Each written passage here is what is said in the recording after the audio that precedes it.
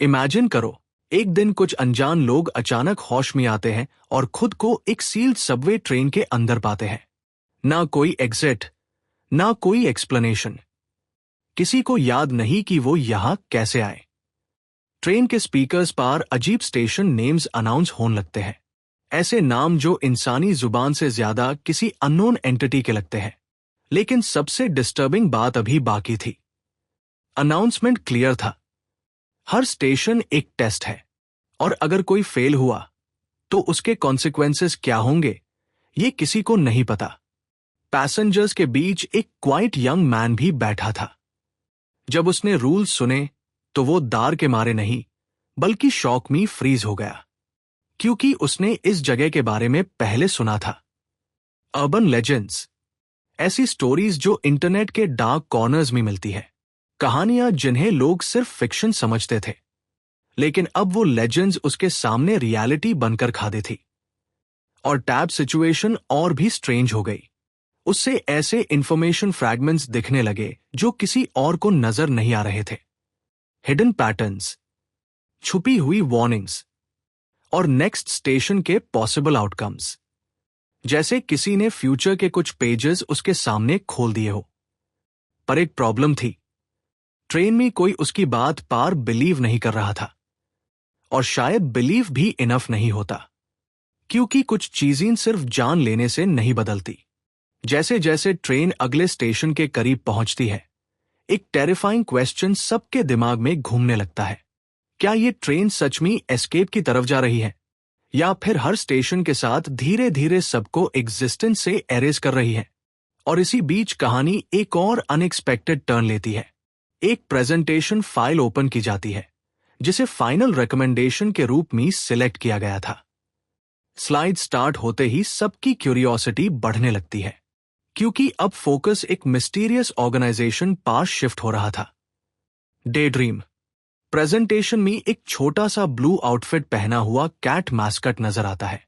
उसके according day dream एक famous company है जो हेयर लॉस ट्रीटमेंट इंडस्ट्री में अपने हाईली इफेक्टिव प्रोडक्ट्स के लिए जानी जाती है। लेकिन प्रेजेंटेशन अभी खत्म नहीं हुई थी।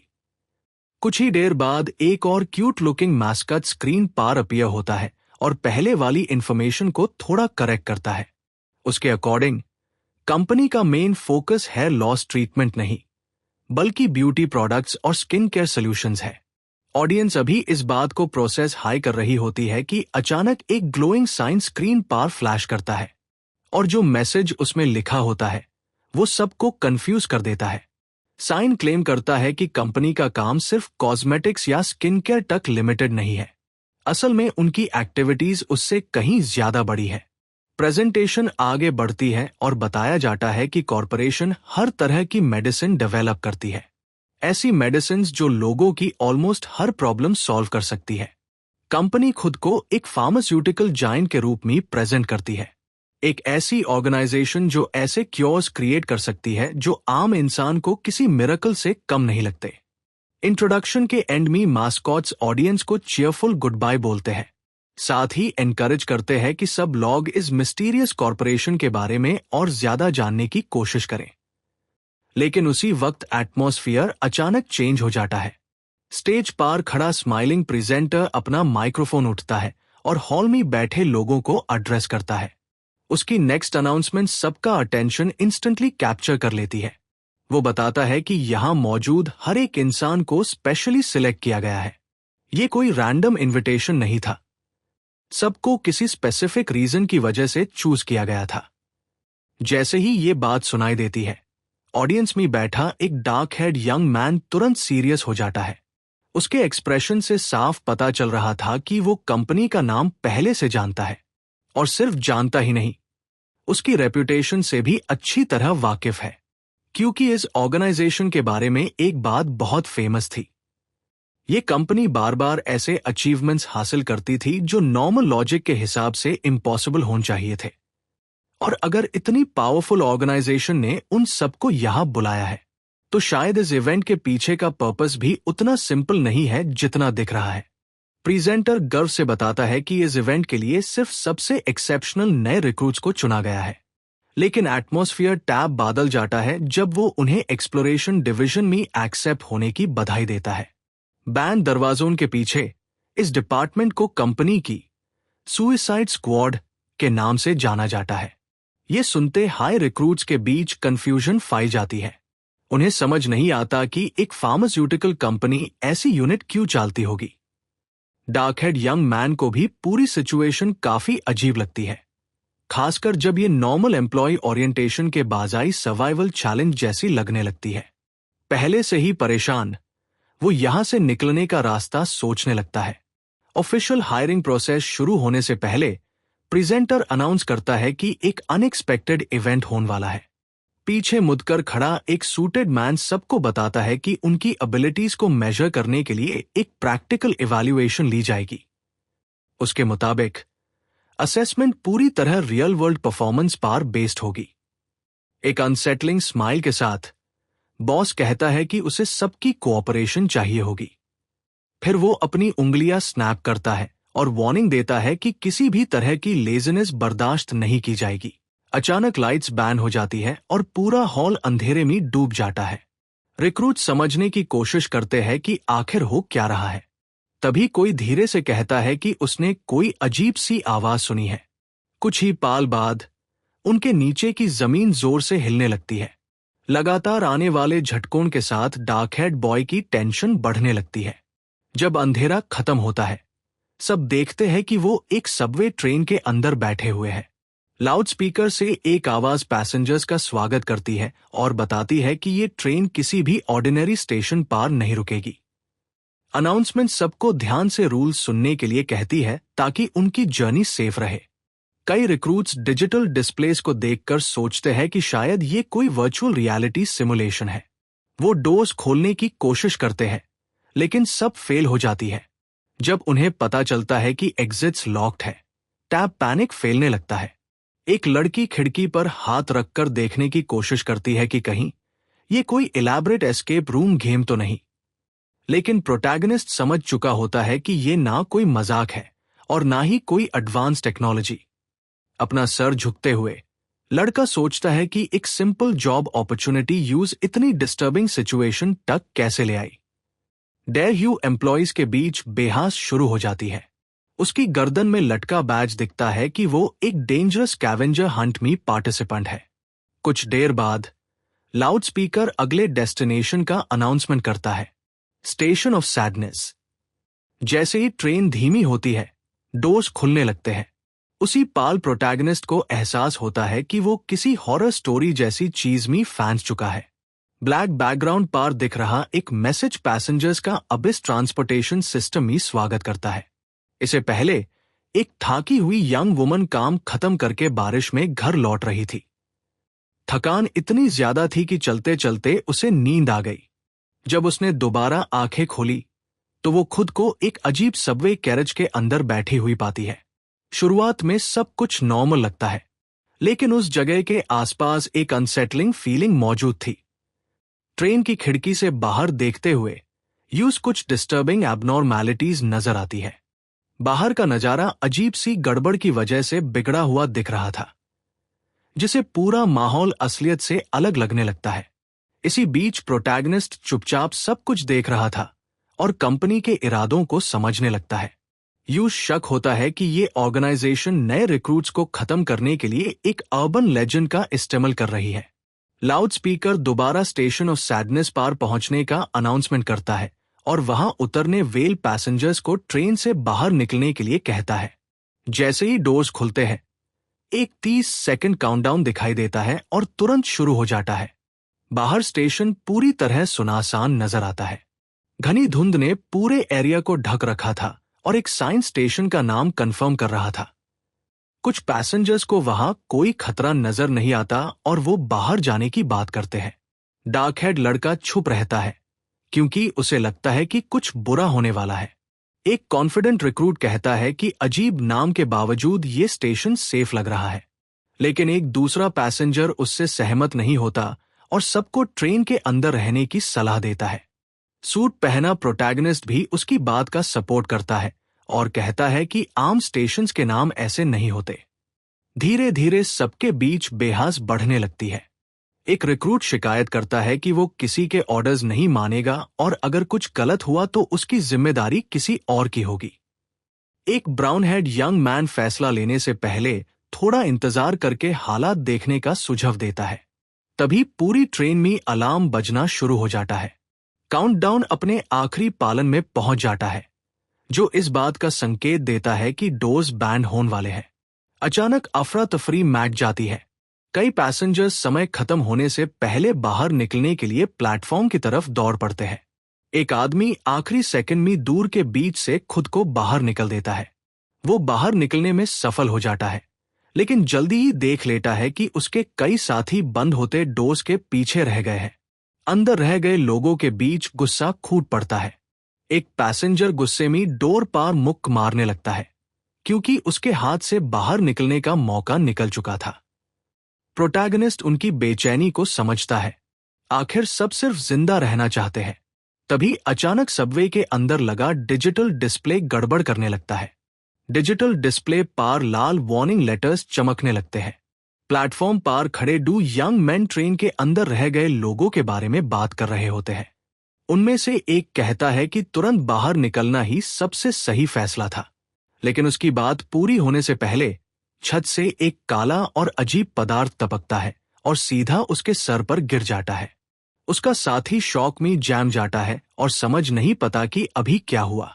उसी वक्त पूरा स्टेशन लाल रोशनी से भर जाता है। हमला इतनी तेजी से होता है कि शिकार को संभालने का मौका ही नहीं मिलता। डर के मारे वो समझने की कोशिश करता है कि उसके साथ क्या हो रहा है। वो स्टेशन में दौड़ना शुरू कर देता है और दूसरों को चेतावनी देने की कोशिश करता है कि ऊपर से कुछ खतरनाक गिर रहा है। लाल स्लाइम तेजी से पूरे एरिया में फैलने लगता है। जल्द ही अंधेरे रास्तों में मदद की चीखें गूंजने लगती है और सबको समझ आ जाता है कि हालात बहुत खराब हो चुके हैं। ट्रेन के अंदर प्रोटैगनिस्ट भी ये सब सुन लेता है। जबकि बाकी पैसेंजर्स घबरा रहे होते हैं, वो शांत रहता है। उसके हिसाब से अन लॉगॉन ने कंपनी का टेस्ट गलत फैसला लेकर फेल कर दिया। इसी तरह सबसे डरावने हालात में ऑर्गेनाइजेशन के नए रिक्रूट्स का प्रोबेशन पीरियड शुरू होता है। जैसे जैसे ट्रेन अनजान अंधेरे की तरफ बढ़ती है, ग्लास पार धीरे धीरे एक रहस्यमयी सिंबल उभारने लगता है। ये और भी खतरनाक सफर की शुरुआत का संकेत था। कॉरपोरेशन के पीछे की सच्चाई लोगों की सोच से कहीं ज्यादा डरावनी थी। ये ऑर्गेनाइजेशन चुपचाप कई अर्बन हॉरर लेजेंड्स की देखरेख करती थी। इसके एम्प्लॉइज को अक्सर इन सुपरनैचुरल कहानियों के अंदर खतरनाक मिशंस के लिए भेजा जाता था। नए रिक्रूट्स का एंट्रेंस एग्जाम भी इन्हीं डरावने सिनारियोज में होता था। पिछले स्टेशन पार उतरने वालों का अंजाम देखकर ट्रेन में पैनिक फाई जाता है। सब जवाब मांगने लगते हैं और सोचते हैं कि आखिर वो जिंदा कैसे भाग सकते हैं। लेकिन प्रोटैगनिस्ट के पास एक छोटा सा फायदा था। वो सालों से इंटरनेट पार इन लेजेंड्स के बारे में पढ़ता आया था। ऐसी कहानियों में फ्यूचर की जानकारी रखने वाला इंसान आम तौर पर दूसरों पर बड़ी बढ़त हासिल कर लेता है। उसका एक हिस्सा ये भी चाहता था कि वो अन हीरोज की तरह होता जो हर चैलेंज को आसानी से पार कर लेते हैं। लेकिन एक बड़ी प्रॉब्लम थी। ये यंग मैन हॉरर से जुड़ी लगभग हर चीज से बहुत ज्यादा डरता था। वो खुद मानता है कि मॉन्स्टर्स के बारे में पढ़ना तब तक ठीक लगता है जब तक सब कुछ सिर्फ टेक्स्ट में हो, लेकिन जैसे ही कोई फोटो या वीडियो सामने आ जाए, उसका डर काफी बढ़ जाता है। इसी वजह से वो अक्सर वेबसाइट्स पर इमेजेस छुपा देता था और वीडियोस लोड होने से पहले हाइप बंद कर देता था। आम बातचीत में भी वो हमेशा कहता था कि वो कभी खुद खतरे का सामना नहीं करेगा। उसका डर इतना ज्यादा था कि वो अपनी पसंदीदा कहानियों के क्रीचर्स का सामना करने से भी बचना चाहता था। उसके दोस्त अक्सर इस बात का मजाक उड़ाते थे। वो मजाक में कहते थे कि एक बार उसने हॉरर मूवी देखने से बचने के लिए रोमांटिक अपॉर्चुनिटी तक छोड़ दी थी। खुद को शांत रखने की कोशिश करते हुए वो एक्सप्लोरेशन स्क्वाड के बारे में याद करने लगता है। ट्रेन के अंदर नजर डालते हुए और सिर्फ 8 बचे हुए सर्वाइवर्स को जिनकर यूज एहसास होता है कि हालात कितने खराब हो चुके हैं। कुछ देर बाद लाउडस्पीकर डेथ सबवे के अगले डेस्टिनेशन का अनाउंसमेंट करता है, स्टेशन ऑफ रिजेंटमेंट। सीट से टैक लगाए बैठा यंग मैन ध्यान लगाने की कोशिश करता है। वो सोचने लगता है कि अगले स्टेशन पार किस तरह का खौफ उसका इंतजार कर रहा होगा। लगातार तनाव से थककर वो पीछे टिक जाता है और चाहता है कि ये सब जल्दी खत्म हो जाए। तभी एक अनजानी चीज उसका ध्यान खींच लेती है। पास ही एक अजीब सी आवाज गूंजती है और उसके बाद कोई हल्की सी वास्तु हवा में तैरती हुई नजर आती है। उसके सामने एक छोटी चमकती हुई नोटबुक तैर रही थी, जैसे वो किसी इनविजिबल रिवॉर्ड बॉक्स से निकली हो। यूज देखते ही लड़का समझ जाता है कि ये अबिस से जुड़ी लेजेंडरी रेलिक्स में से एक है। चारों तरफ नजर दौड़ाने पर उसे एहसास होता है कि इस चीज के अस्तित्व से कोई और वाकिफ नहीं है। उसी समय कई पैसेंजर्स एक यंग वुमन को संभालने में लगे हुए थे, जो गिर पड़ी थी और बेकाबू होकर रो रही थी। ध्यान आकर्षित करने से बचने के लिए वह चुपचाप हाथ बढ़ाकर उस रहस्यमयी आइटम को छूता है। जैसे ही उसकी उंगली उसका स्पर्श करती है, नोटबुक के पन्ने तेजी से फड़फड़ाने लगते हैं। तभी एक मेटालिक हिस्सा अलग होकर उसके हाथ में आ गिरता है। ध्यान से देखने पर उसे पता चलता है कि वह एक चमकदार फोन अटैचमेंट है। ये एक्सेसरी उसे कुछ जानी पहचानी सी लगती है। जैसे ही वो उसे गौर से देखता है, अचानक यादों का सैलाब उसके मन में उमड़ पड़ता है। अनगिनत घड़ियों के अंक उसकी सोच में तेजी से घूमने लगते हैं और शून्य पर पहुंच जाते हैं। अगले ही पल उसका मन कुछ घंटे पहले की घटनाओं में लौट जाता है। उसे याद आता है कि वह डार्कनेस की दुनिया पर आधारित एक थीम्ड अट्रैक्शन पर गया था। पहली नजर में वह एक साधारण इवेंट जैसा लगता था, जहां लोग हल्के फुल्के डर और मनोरंजन का आनंद ले सकते थे। लेकिन असल में वो उसके पसंदीदा हॉरर गेम पर आधारित एक स्पेशल पॉपअप स्टोर था। ये गेम इंटरनेट लेजेंड से प्रेरित सुपरनैचुरल अनोमलीज की जांच पड़ताल पर आधारित था। एक सच्चे फैन की तरह उसने उस फ्रैंचाइज से जुड़ा काफी मर्चेंडाइज अपनी बास्केट में भर लिया था। चेकआउट लाइन में खड़े होने के दौरान कुछ कस्टमर्स ने समझा कि वह किसी और के लिए गिफ्ट्स खरीद रहा है, लेकिन सच्चाई ये थी कि हर आइटम उसकी पर्सनल कलेक्शन के लिए था। उसने इस इवेंट में आने के लिए काम से छुट्टी तक ली थी। यादें आगे बढ़ती हैं। वह पहले भी एक बार यहाँ आया था, लेकिन एक एक्टिविटी में भाग लेने की हिम्मत नहीं जुटा पाया था। इवेंट समाप्त होने के करीब था, तभी एक एम्प्लॉय ने उसे प्राइज रूलेट आजमाने के लिए कहा। थोड़ा झिझकते हुए उसने हामी भर दी और रेड शर्ट पहने एक एम्प्लॉय के साथ काउंटर तक चला गया। एम्प्लॉय ने प्राइज व्हील चालू किया और बताया कि उसके हर हिस्से में अलग अलग रिवॉर्ड्स मौजूद हैं। फिर उस यंग मैन को एक रिमोट दिया गया और कहा गया कि वह जब चाहे व्हील रोक सकता है। उसे कोई बड़ी उम्मीद नहीं थी। उसने बटन दबाया और सोचा कि शायद कोई साधारण रिवॉर्ड मिल जाए, जैसे एक नोटबुक। लेकिन वहां मौजूद सभी लोग हैरान रह गए। घूमता हुआ व्हील सीधे ग्रैंड प्राइज पर जाकर रुक गया। कैप पहने वो लड़का वहीं खड़ा रह गया, मानो उसे अपनी किस्मत पर यकीन ही न हो रहा हो। स्टाफ मेंबर्स जोरदार तालियों के साथ उसकी जीत का जश्न मनाने लगते हैं। कुछ ही देर बाद वे उसे गेम के चमकते हुए सिंबल वाला एक रहस्यमयी ब्लैक बॉक्स देते हैं। रिवॉर्ड के हिस्से के रूप में एक एम्प्लॉय पर्सनलाइज्ड गिफ्ट के लिए उससे उसका नाम पूछता है। जैसे ही वो अपना नाम बताता है, चमकती लाइटों वाली एक फ्यूचरिस्टिक मशीन चालू हो जाती है। कुछ ही पलों बाद वह गेम की ऑर्गेनाइजेशन पर आधारित एक एम्प्लॉय आइडेंटिफिकेशन बैज तैयार कर देती है। बैज को ध्यान से देखकर वह उसकी बेहतरीन क्राफ्ट्समैनशिप से प्रभावित हो जाता है। स्टाफ मेंबर उत्साहित होकर बताता है कि यह इंसिग्निया गेम की 3 मशहूर फैक्शंस में से एक का है। यंग मैन इसके बारे में पहले से ही सब कुछ जानता था। गेम की लोर के अनुसार ये कंपनी अर्बन लेजेंड्स पर रिसर्च करती थी और खतरनाक रहस्यों को आम लोगों से छिपाकर रखती थी। खास तौर पर एक्सप्लोरेशन डिवीजन नए रिक्रूट्स को सीधे जानलेवा सिचुएशंस में भेजने के लिए बदनाम थी। हालांकि उसने वो रिवॉर्ड स्वीकार कर लिया, लेकिन उसका इरादा उसे रखकर भूल जाने का था। तभी कुछ ऐसा हुआ जो नामुमकिन था। अचानक उसके दिमाग में एक रहस्यमयी आवाज गूंजती है, जो उस पर झूठ बोलने का आरोप लगाती है। अगले ही पल आसपास के अंधेरे से एक मुस्कुराता हुआ क्रीचर बाहर निकल आता है। उसे जोर का झटका लगता है। अचानक तेज चक्कर आने लगते हैं और उसकी नजर धीरे धीरे अंधेरे में डूब जाती है। जब उसे दोबारा होश आता है तो वो खुद को फिर उसी ऑडिटोरियम में बैठा पाता है जहां रिक्रूटमेंट इवेंट शुरू हुआ था। वर्तमान में लौटकर उसे आखिरकार फोन अटैचमेंट का असली उद्देश्य समझ में आता है। यह साधारण सा दिखने वाला अटैचमेंट यादों को लिखित जानकारी में बदल सकता था। वह सावधानी से उसे अपने फोन के पीछे लगा देता है। अगले ही पल फोन तेज रोशनी से चमक उठता है, जो उसके चेहरे को रोशन कर देती है।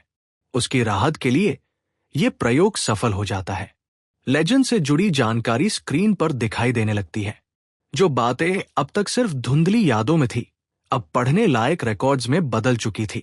जिंदा रहने की उम्मीद में वो काम की जानकारी ढूंढने के लिए डेटा को स्क्रॉल करने लगता है। आखिरकार उसे एस्केप से जुड़ी आर्काइव्ड इंफॉर्मेशन मिल जाती है, जो सबको इस मुसीबत से बचाने में मदद कर सकती थी। काफी देर बाद पहली बार उसे थोड़ी राहत महसूस होती है। उसी समय लाउडस्पीकर एक बार फिर स्टेशन ऑफ रिजेंटमेंट के करीब आने का अनाउंसमेंट करता है। अब उसके सामने एक नई चुनौती थी। जानकारी होना बेकार था अगर वह बाकी लोगों को अपनी बात पर भरोसा नहीं दिला सका। पास में 2 यंग विमेन इंटरनेट कनेक्शन न होने की शिकायत कर रही थी। वहीं दूसरी तरफ डरे हुए पैसेंजर स्टेशन के नाम के पीछे छिपे मतलब पर चर्चा कर रहे थे। प्रोटैगनिस्ट समझ चुका था कि सबसे सुरक्षित तरीका यही है कि जितने ज्यादा लोगों को हो सके आने वाली परीक्षा से सही सलामत निकाल लिया जाए। वह खुद से कहता है कि यह सब सिर्फ अपनी जान बचाने के लिए कर रहा है, लेकिन वह दूसरों की चिंता को पूरी तरह नजरअंदाज भी नहीं कर पा रहा था। मुसीबत यह थी कि गेम के रूल्स किसी को छिपने या भागने का मौका ही नहीं देते थे। उसे ऐसे स्टेशंस याद आते हैं जहां हर तरफ अनगिनत घूरती हुई आंखें होती हैं। कुछ स्टेशंस पूरी तरह अंधेरे में डूबे रहते हैं और कुछ पर ऐसे भयानक क्रीचर्स का कब्जा होता है जो पूरे माहौल को पल भर में उलट सकते हैं। अगर उसे उन जगहों का अकेले सामना करना पड़ा तो उसे यकीन था कि डर उसे तुरंत तोड़ देगा। फिर भी उसके पास कोई दूसरा रास्ता नहीं था। अपनी बची हुई सारी हिम्मत जुटाकर वो अपनी सीट से उठ खड़ा होता है। अब उसकी झिझक की जगह दृढ़ निश्चय ले चुका था। वह ट्रेन के बीचों बीच आकर खड़ा हो जाता है। अब समय आ चुका था कि अगला डरावना स्टेशन आने से पहले वो सबको अपनी योजना पर भरोसा दिला सके। खुद पर बेवजह ध्यान न खींचे और अस्थिर न लगे, इसलिए वो पूरी कोशिश करता है कि शांत बना रहे। उसकी योजना बिल्कुल सीधी थी। पहले कुछ जरूरी लोगों का भरोसा जीतना और फिर बाकी लोग अपने आप उसके साथ जुड़ जाएंगे। लेकिन तभी उसकी नजर पैसेंजर्स के बीच एक जाने पहचाने चेहरे पर पड़ती है। उसे देखकर वो कुछ पल के लिए रुक जाता है। उसके चेहरे पर हल्की सी मुस्कान आ जाती है, क्योंकि पूरी स्थिति किसी हॉरर स्टोरी जैसी लग रही थी। फिर वह अपना ध्यान दूसरी तरफ करता है, जहां एक ब्राउन हेड कोवर्कर अपने फोन में व्यस्त थी। जैसे ही उसे एहसास होता है कि वह उसके ठीक पास खड़ा है, वो घबरा जाती है। वह उसके बगल में बैठकर बातों का रुख हॉरर स्टोरीज की तरफ मोड़ देता है। वह बताती है कि कभी कभी वह ऐसी वीडियोस देखती है और हाल की घटनाएं उसे बार बार उन्हीं की याद दिला रही है। धीरे धीरे उनकी बातचीत पास खड़े एक और कुलीग का भी ध्यान खींच लेती है। बात आगे बढ़ने पर वह यंग वुमन अपनी यादों को जोड़ने की कोशिश करती है। उसे याद आता है कि कैसे ऑडिटोरियम अचानक एक ट्रेन कैरेज में बदल गया था। फिर उसे ऊपर से टपके उस डरावने पदार्थ की याद आती है जिसने उसके साथी पर हमला कर दिया था। यह याद आते ही उसका शरीर कांपने लगता है। वह उस लड़के की हालत याद करके भावुक हो जाती है और खुद को संभालते हुए माफी मांगती है। प्रोटैगनिस्ट चुपचाप आसपास मौजूद हर व्यक्ति को गौर से देख रहा था, लेकिन बाहर से वह भी ऐसा दिखा रहा था जैसे बाकी सबकी तरह उलझन में हो। वह भी मान लेता है कि यह सब अविश्वसनीय और समझ से बाहर है, जबकि सच ये था कि उसके मन में वहां से भाग जाने की जबरदस्त इच्छा उठ रही थी। इसके बावजूद वह यंग वुमन कहती है कि वहां मौजूद सभी लोगों में वही अकेला है जो इतनी मुश्किल परिस्थिति में भी शांत दिखाई दे रहा है। तभी उसका ध्यान पास खड़े डार्क सूट पहने एक कोवर्कर की तरफ जाता है। एक फ्रेंडली ब्राउन हेड मैन मुस्कुराते हुए पूछता है कि क्या वही लड़की पहले उसके बगल में बैठी थी। ये सुनकर प्रोटैगनिस्ट याद करने की कोशिश करता है कि क्या ये आदमी सच में पहले उसके पास मौजूद था। कुछ देर बाद वही फ्रेंडली कोवर्कर उसके पास आता है और उसके पास मौजूद एक चीज के बारे में पूछता है। अपना परिचय देते हुए वह अपना नाम बेक साहो बताता है और मुस्कुराता है। उसका नाम सुनते ही प्रोटैगनिस्ट की आंखें हैरानी से खैल जाती है। उसे तुरंत याद आता है कि उसने ये नाम रिकॉर्ड्स में पढ़ा था। बेक साहो उन चुनिंदा सर्वाइवर्स में से था जिन्होंने 100 एक्सप्लोरेशन सफलतापूर्वक पूरे किए थे। अनुभवी पार्टिसिपेंट्स उसे वाइपर के नाम से जानते थे। प्रोटैगनिस्ट उसे अविश्वास से देखता रह जाता है। उसे यकीन ही नहीं होता कि इतना साधारण दिखने वाला इंसान वही लेजेंडरी वेटरन हो सकता है। थोड़ी देर बाद एक यंग वुमन अपना परिचय गो योंग यू के नाम से देती है, लेकिन यह नाम उसके लिए बिल्कुल अनजान था।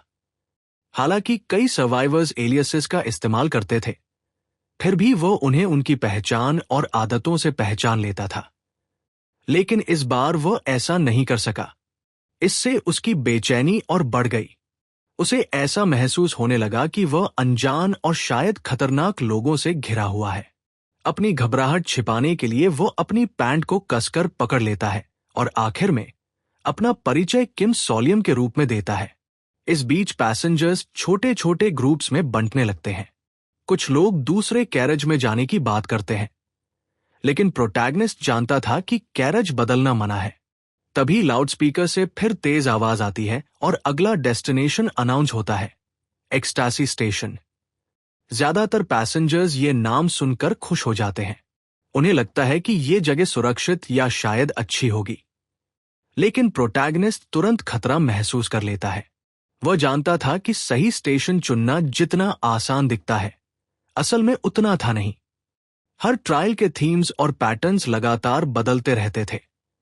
सिर्फ इसलिए किसी स्टेशन को सुरक्षित मान लेना कि उसका नाम अच्छा लगता है, जानलेवा साबित हो सकता था। अच्छी बात यह थी कि पुराने रिकॉर्ड्स में कुछ जरूरी सुराग मौजूद थे। केस नंबर 56 में लिखा था कि 2 सर्वाइवर्स ब्लू स्टेशन के जरिए बच निकले थे। वही दूसरे रिपोर्ट्स बताते थे कि शरीर के अंगों के नाम वाले स्टेशंस बेहद खतरनाक होते थे और वहां उतरने वाले ज्यादातर लोग अपनी जान गंवा देते थे। कुछ और फाइल्स में यह भी दर्ज था कि किसी साल या बदनाम शख्सियत के नाम पर बने डेस्टिनेशंस भी अक्सर विनाश का कारण बनते थे। एक रिपोर्ट में तो 2026 नाम के स्टेशन पर पूरी तरह असफल होने की पुष्टि भी की गई थी। जैसे जैसे ट्रेन एक्सटासी स्टेशन के करीब पहुंचती है, पैसेंजर्स खिड़कियों से बाहर देखने लगते हैं। प्लेटफॉर्म बिल्कुल साफ सुथरा और स्वागत करने वाला दिखाई देता है, मानो किसी खूबसूरत सिटी सेंटर का हिस्सा हो। लेकिन प्रोटैगनिस्ट के मन में सिर्फ डर था। वो जानता था कि सबको जिंदा रखना जरूरी है, न सिर्फ उनकी जान बचाने के लिए बल्कि अपनी मानसिक स्थिति को संभालने के लिए भी। बिना एक पल गवाए वो अपना हाथ बढ़ाकर एक कोवर्कर को बाहर जाने से रोक देता है। फिर वह ग्रुप के सामने खड़ा हो जाता है ताकि कोई भी जल्दबाजी में ट्रेन से बाहर न निकल सके। उसकी इस हरकत से सभी पैसेंजर्स एक पल के लिए रुक जाते हैं। जब उससे पूछा जाता है कि क्या उसे पूरा यकीन है कि यह स्टेशन खतरनाक है, तो वह शांत स्वर में कहता है कि उनकी पूरी स्थिति पहले से ही किसी हॉरर स्टोरी जैसी है। ऐसी जगहों पर बिना सोचे समझे लिया गया फैसला अक्सर भारी पड़ता है। वह सबसे पूछता है कि क्या वे सिर्फ अपने अंदाजे के भरोसे अपनी जान दांव पर लगाने को तैयार है। उसकी बात हर किसी को पसंद नहीं आती। एक नाराज वुमन उसकी बात को नजरअंदाज करते हुए उसे रास्ते से हटने के लिए कहती है, लेकिन वो अपनी बात पर अड़ा रहता है। उसका कहना था कि अनाउंसमेंट्स में ही एक जरूरी सुराग छिपा हुआ है। उंगली उठाकर वह समझाता है कि लाउडस्पीकर शुरू से ही सच बोल रहा था। हर अनाउंसमेंट में ध्यान से इंस्ट्रक्शन सुनने पर जोर दिया गया था और इस बार साफ कहा गया था कि सिर्फ वही पैसेंजर्स उतरे जिनकी डेस्टिनेशन एक्सटासी स्टेशन है। उसकी बात सुनकर सब उलझन में पड़ जाते हैं। कुछ लोग सोचने लगते हैं कि क्या सच में यही उनकी डेस्टिनेशन है। एक वुमन दलील देती है कि स्टेशन का नाम अच्छा और सुरक्षित लगता है, इसलिए यहीं उतरना सही होगा। लेकिन प्रोटैगनिस्ट पीछे हटने से इनकार कर देता है। वह पलटकर पूछता है कि क्या वहां मौजूद कोई भी व्यक्ति पूरी ईमानदारी से कह सकता है कि यही उसकी असली डेस्टिनेशन है। धीरे धीरे लोगों की झुंझलाहट बढ़ने लगती है। कुछ पैसेंजर्स उसे ही देर कराने का जिम्मेदार ठहराते हैं। जवाब में वह पूरे फैसले की जिम्मेदारी खुद ले लेता है। कुछ ही पलों बाद ट्रेन के डोर्स अपने आप बंद हो जाते हैं। वह सबके सामने वादा करता है कि वह सभी को जिंदा बचाने की पूरी कोशिश करेगा। कम से कम अब कोई ये नहीं कह सकता था कि उसने उन्हें जबरदस्ती बाहर जाने से रोका था। तभी अचानक किसी की चीख सुनकर सबकी नजर खिड़की की तरफ चली जाती है। दूसरी कैरेज पहले ही रुक चुकी थी और उसके कई पैसेंजर्स खुशी खुशी प्लेटफॉर्म पर उतर चुके थे।